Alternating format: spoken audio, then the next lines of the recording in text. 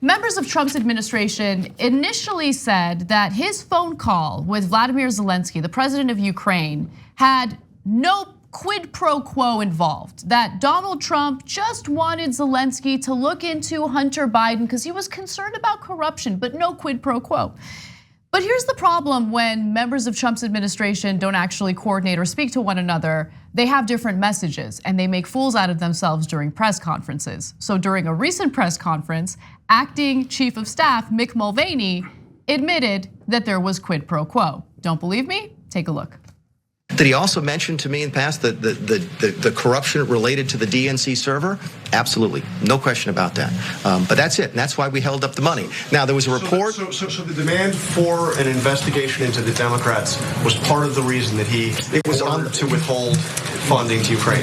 The look back to what happened in 2016 certainly was part of the thing that he was worried about in corruption with that nation. Then that is absolutely appropriate. But to be clear, what you just described is a quid pro quo. It is funding will not flow unless the investigation into the Democratic server happened as well.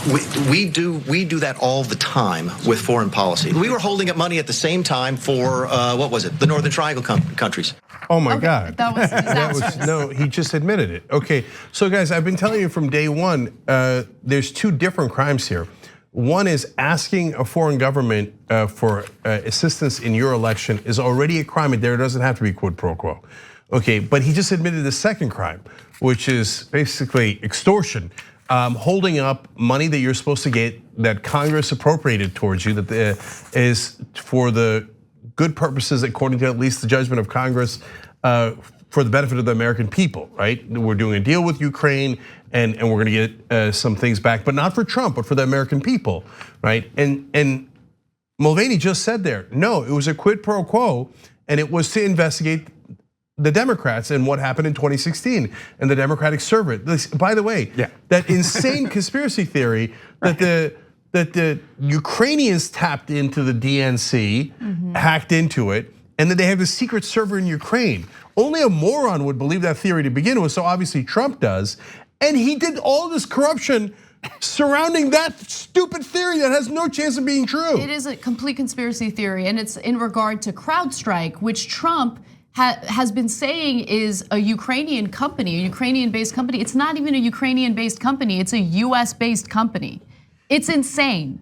But guys, this is what you just saw from Mulvaney is monumentally important. He just admitted quid pro quo. You just saw it with your own eyes. Which is why the Trump lawyers, the legal team, has been trying to walk this back all day. And then what we have is that now Mulvaney came out and said, oh, what I just said on tape in front of everybody, I didn't mean that, that's not true. So let me give you more details on that. So again, following that press conference and the backlash, Mulvaney issued a statement Thursday afternoon accusing the media of misconstruing his earlier remarks to the press at the White House. He also said, let me be clear, there was absolutely no quid pro quo between Ukrainian military aid and any investigation into the 2016 election. The president never told me to withhold any money until the Ukrainians did anything related to the server.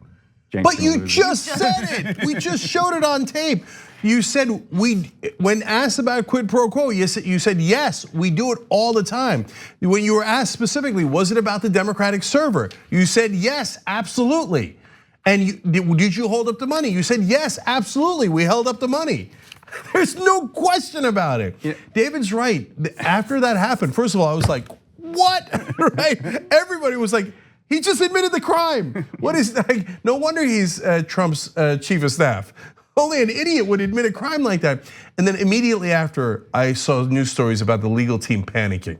Right. And of course they're panicking. They're like, why did you admit to murder on national television? You know, a few weeks ago, when the inquiry started, they asked Trump, are you going to have a war room? Are you going to figure out, like your story? Are you going to actually set this up? And he said, no, we're not going to do that. And this is what happens when you don't have a war room. When everyone's sort of flying solo. He doesn't trust anyone. This is what you end up with. Yeah. No, and there's a second part of that. That's absolutely right. And so I used the extreme example of murder, but so did Donald Trump. He said I could shoot somebody on Fifth Avenue and get away with it. And so that's why it's not surprising when he says, yeah, I asked him to look into Biden. That's a crime. And he says it on national TV. There's no pressure on him to actually. 100%. Yeah. And so then Mulvaney comes out and admits the second crime and goes, oh yeah, we held up the money. We held up the money that they were supposed to get from the American government to the benefit of Donald Trump's political career. Oh my God. So it's almost, you almost can't believe it. And that's why people are always like, what is the secret strategy here? There ain't no secret strategy. They're a bunch of knuckleheads. Well, and but you make a very critical point. This is about the lack of accountability for misconduct, because that eases the pressure of you to have to act in a responsible and non-criminal manner. I mean, we saw this on Wall Street. We see this everywhere throughout our country with the lack of accountability of elites.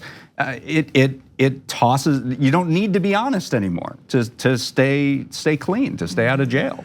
So 100%. So why wouldn't you? So let me break down all the people who are culpable here with varying degrees of culpability. So one is Donald Trump. Obviously, he's the most culpable. He's the one who does all these things. But not just that. He then hires a bunch of incompetent people because he's hiring not based on performance, he's hiring based on loyalty, like a mob boss. Because the most important thing is that he not go to jail, not that they perform well. And so he hires these guys who are yes men, lackeys who are not that bright. So they do stupid things like admit crimes on national television. Second culpable body is the Democrats, because they have been so slow to hold them accountable. So painfully slow. Just get to it, for God's sake, and make your own case. And he's probably thinking, how did I get this lucky? These schmucks, I did the hush money payments. I broke campaign finance laws. My co-conspirator is in prison right now, Michael Cohen, and the Democrats haven't said a word about it, right? So the Democrats are culpable for having him be above the law in that sense. The media is somewhat culpable. I know they're trying to call it out his lies, but and Trump's base is even more culpable, because when Mulvaney says, "Don't believe your lying eyes," instead, I'm telling you now that I meant the opposite of what you just saw. The media dutifully reports it and says, okay, he said this and then he said that, right? Trump's base goes, I don't care about facts. So, okay, now the new fact is he didn't say it, even though I just saw him say it. And then but the most culpable by far is the Republican Party. And it's not just Trump anymore, guys, and it's not just his lackeys like Mulvaney. The only reason he can do this is because the entire Republican Party is saying, we will not hold him accountable under any circumstance. He can break any law, he can say any lie, he can make it as brazen as he wants. In essence, they're saying he could shoot someone on Fifth Avenue and we're still not going to hold him accountable. In that situation, that's why he brazenly admits crimes left and right. He's like, what difference does it make? Thanks for watching the Young Turks, really appreciate it. Another way to show support is through YouTube memberships. You'll get to interact with us more. There's live chat emojis, badges. You've got emojis of me, Anna, John, JR. So those are super fun. But you also get playback of our exclusive member-only shows and specials right after they air. So all of that, all you gotta do is click that join button right underneath the video. Thank you.